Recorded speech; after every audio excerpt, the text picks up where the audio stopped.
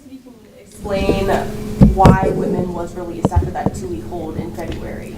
Yeah, so the civil commitment process, it's a bit of a baton handoff. And so the way it works is if somebody meets our threshold for a peace officer hold, that gives us the authority to detain the person and to have them transported to a hospital. From there, the decision on whether or not the person's going to stay at the hospital is up to the attending physician and whether or not they're going to issue what's called a notice of mental illness. So if they meet that threshold, that begins the county's involuntary commitment program process, ICP. And so an ICP investigator would go and interview the subject, interview the physician, interview the family members, and determine whether they think the person meets the legal threshold to go to a civil commitment hearing. And they have 5 business days to make that determination. After the 3rd business day, if they decide the person meets that threshold, they'll set a hearing, and then on the 5th business day, unless there's some weird scheduling stuff, there'll be a hearing, and there'll be a panel of mental health experts as well as a judge to determine whether or not somebody meets that threshold.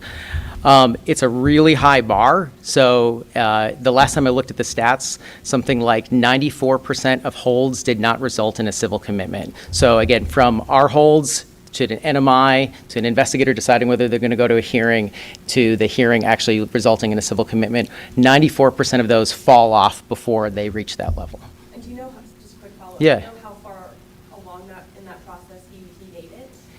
You know, I don't. He had 2 times that he was hospitalized, and I can't tell you in each of those cases where there's various places you can sort of divert. The one is called a 14-day diversion, and there's a few other things. So I can't talk about the specifics of each of those cases, but yeah.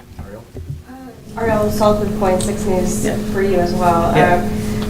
You mentioned that you did everything or your team did everything within the legal limits and the protocols, right, that's set in place. But clearly, he needed a little bit more of an aggressive route attention.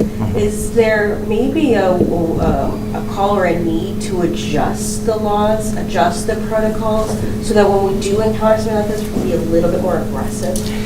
Yeah, well, I think what you're talking about is where the legal threshold for civil commitment is, and there's obviously been a lot of attention related to that. House Bill 2005, please fact check me on that, I think was trying to address that. And it's tricky because you are taking people who frequently haven't committed any crimes and you're depriving them of their civil liberty. You're, in many cases, locking them up. And so that bar should be really high. On the other hand, a feature of a lot of these mental illnesses is that you don't think you have a mental illness. And so to rely on voluntary engagement when a feature of the mental illness is you don't think you need help is really problematic as well. And so, yeah, the bar is really, really high. And, there's unintended consequences to that.